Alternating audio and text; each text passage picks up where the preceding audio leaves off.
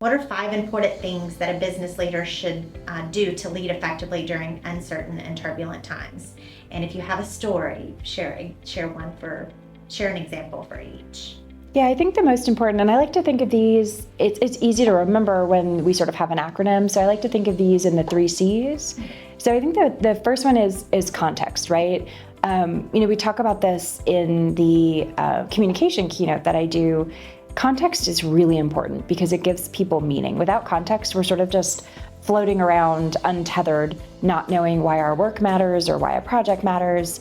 You sort of have this so what? Why am I doing this? Mm-hmm. So setting context is really important, especially when there's a lot of uncertainty. You're not sure what might be happening in the next quarter, the next 6 months, the next year.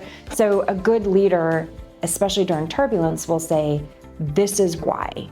This is what we're doing, but most importantly, this is why. And I think that creates a lot of psychological safety because people understand why their work matters, where it fits into the bigger organization. And when things are shifting really quickly, or a lot of organizations are pivoting really fast, they're changing their strategy. So even if as a leader, you're sort of hearing about these strategy changes, if you can communicate that down and say, this is why we're doing this now, this is why we're doing this now, and you're giving as much context as possible, I think it just makes people feel a lot safer and they understand the why. Mm-hmm. So context is number 1.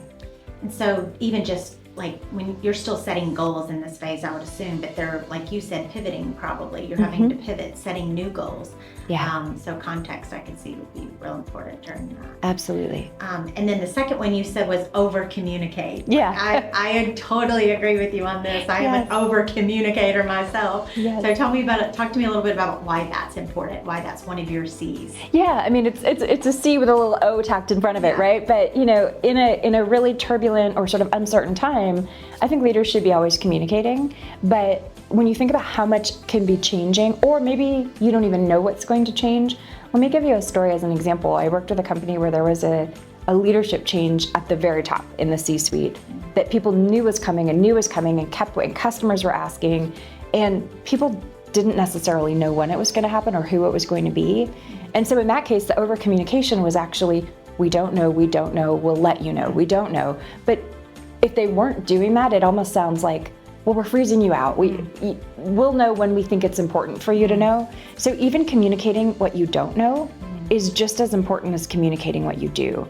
Because when you don't know, that creates a lot of fear. And fear is really bad. So another example from, when I was a CEO, as a startup, our financial runway varied from month to month. So I would over communicate with people to make them feel safe.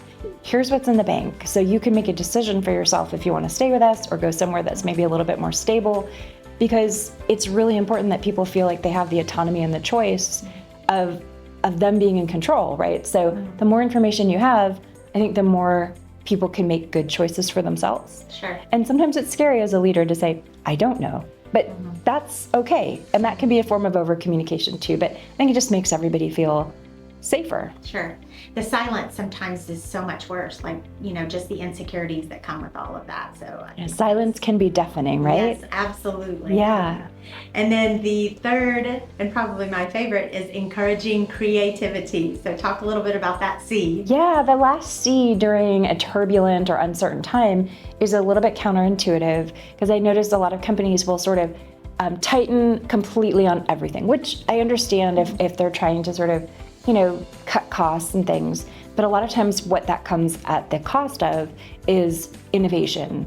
But encouraging people to be creative is actually how you can kind of create a little bit of growth, or people will feel like the company is not just becoming totally stagnant. So there was a company who said to me, well, we've never done that, and we don't have a process for it, and we're just gonna turn that spigot completely off. And I said, well, have you asked your teams, is there a way to do this considering our budget constraints? You might be really surprised. You have a really incredible resource in your people. And they said, well, we don't even have a process to ask. And I said, well, maybe find out if they can create a process. Sure. And it was sort of this look of like, no, we've never thought about that. So, you know, again, that gives autonomy back to the edges. It pushes it down to the team. And so I think a lot of innovation can come out of necessity as opposed to plenty. That's good. Yeah.